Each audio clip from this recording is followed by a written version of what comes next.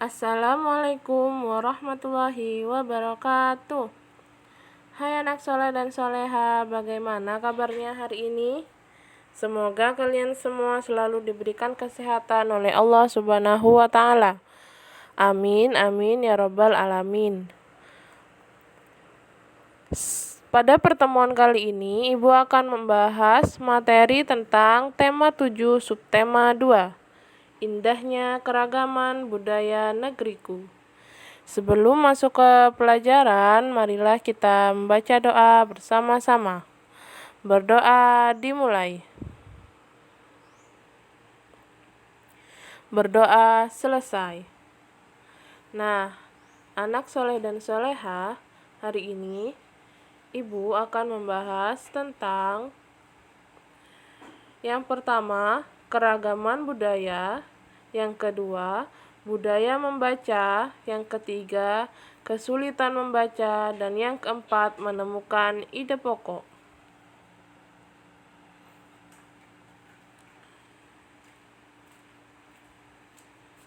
Salah satu keragaman di Indonesia adalah keragaman budaya. Apa yang kalian ketahui tentang keragaman budaya?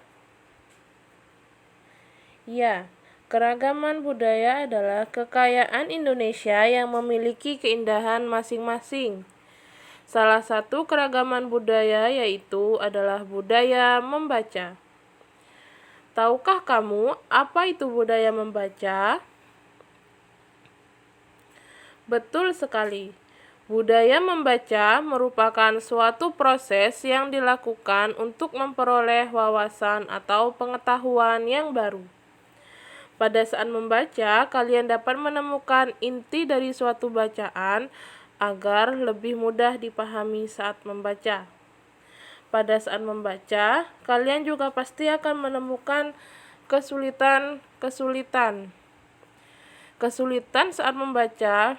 Biasanya itu sering ditemui dengan menemukan kata-kata yang sulit yang kalian tidak tahu arti dari kata sulit tersebut. Dengan begitu, kalian dapat mencari sendiri arti dari kata sulit yang kalian temui, atau kalian dapat meminta bantuan kepada ayah dan bunda ataupun kakak dan orang-orang yang lebih tua dari kalian untuk membantu kalian mencari arti dari kata sulit tersebut. Setelah arti dari kata sulit tersebut itu ditemukan, kalian dapat membaca dengan benar apa maksud dari bacaan tersebut, dan kalian juga akan mengetahui pokok pikiran dari bacaan tersebut.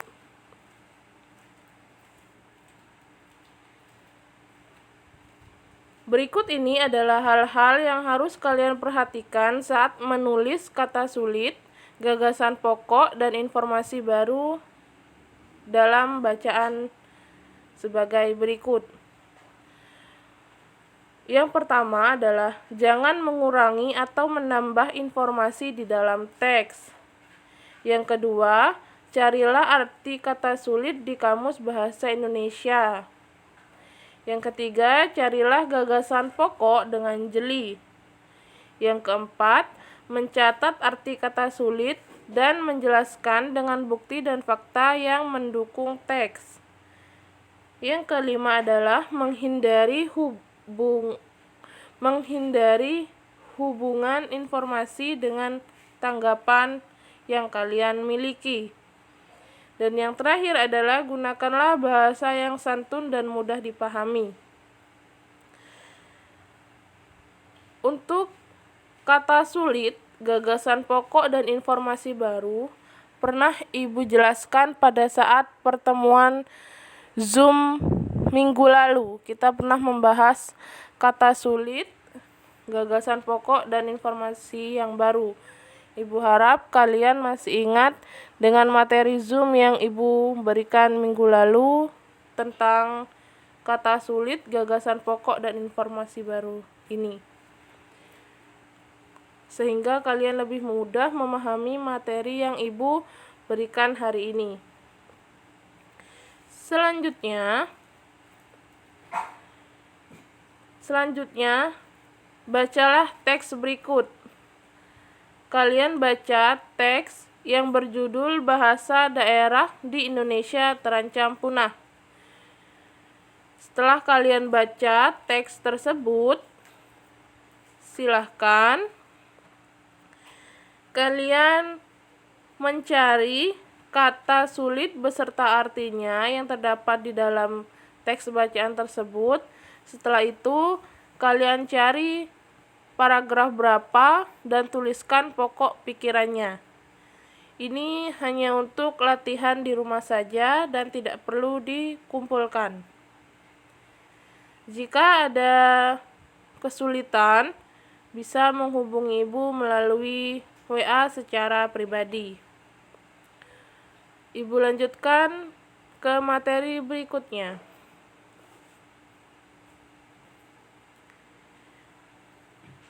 Nah, di sini kita harus mengetahui bagaimana cara kita melestarikan keragaman yang ada di Indonesia.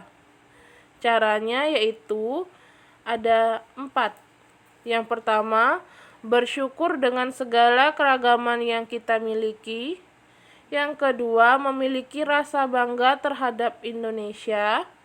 Yang ketiga adalah menghargai keragaman. Dan yang keempat adalah mempromosikan keindahan alam di Indonesia. Untuk mempromosikan keindahan alam di Indonesia ini, bisa kalian mungkin pergi ke taman wisata atau ke pantai, lalu kalian foto, kalian tulis ini pantai, misalnya pantai Rongkang yang ada di Indonesia, yang ada di Madura. Nah, itu juga salah satu mempromosikan keindahan alam yang ada di Indonesia secara tidak langsung, seperti itu. Nah, selanjutnya ada keragaman kesenian. Kalau tadi kan keragaman budayanya itu ada budaya membaca. Nah, ini ada keragaman budaya lainnya, yaitu adalah keragaman kesenian. Antara lain ada seni tari, ada lagu daerah, alat musik, upacara adat, seni pertunjukan. Mungkin untuk seni tari, Ibu pernah membahas pada saat itu tentang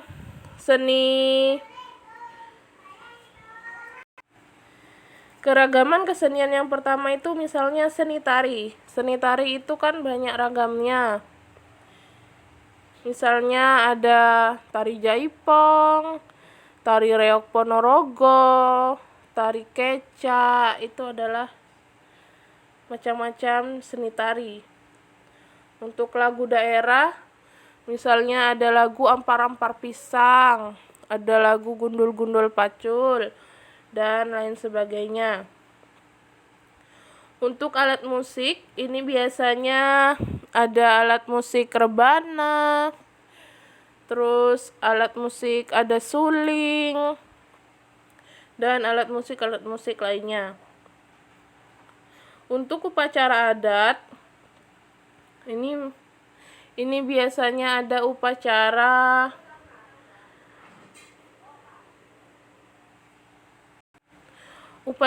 adat ini semisal upacara adat perkawinan misalnya. Nah, itu adalah salah satu keragaman kesenian di upacara adat. Dan yang terakhir ini ada seni pertunjukan. Seni pertunjukan seperti pertunjukan tari reok Ponorogo. Biasanya tari reok Ponorogo itu ada pertunjukannya. Seperti itu. Itu adalah keragaman dari kesenian. Selanjutnya, di sini ada beberapa tarian daerah di Indonesia dari masing-masing provinsi.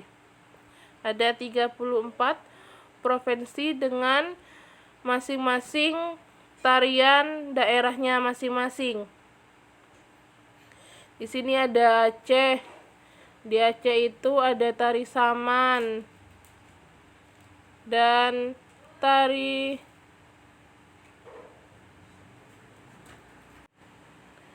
terus ada juga tari dari Sumatera Utara.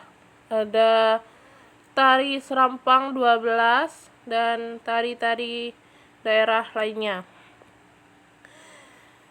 Di sebelah tabel tari daerah di Indonesia, di sini juga ada tabel untuk kumpulan lagu-lagu daerah yang ada di Indonesia sesuai dengan provinsinya masing-masing.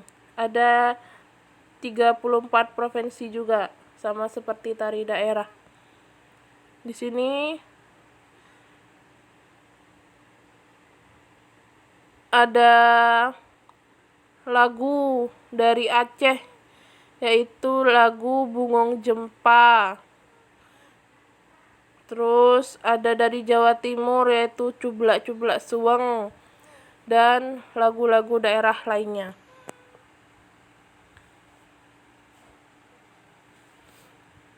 Selanjutnya, ini adalah pola lantai yang berhubungan dengan seni tari. Ini pola lantai gerak tari. Di sini ada contoh-contoh gerakan yang dilakukan oleh para penari supaya gerakannya itu lebih indah, terus bentuknya juga bagus, bentuk posisinya atau formasinya lebih bagus. Ini bisa menirukan pola lantai yang ada pada gambar.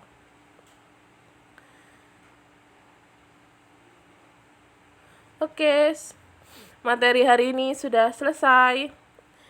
Alhamdulillahirobbilalamin. Terima kasih banyak atas perhatian kalian semua hari ini. Semoga apa yang Ibu jelaskan hari ini dapat bermanfaat buat kalian dan kalian dapat memahami materi yang Ibu jelaskan hari ini. Terima kasih banyak dan wassalamualaikum warahmatullahi wabarakatuh.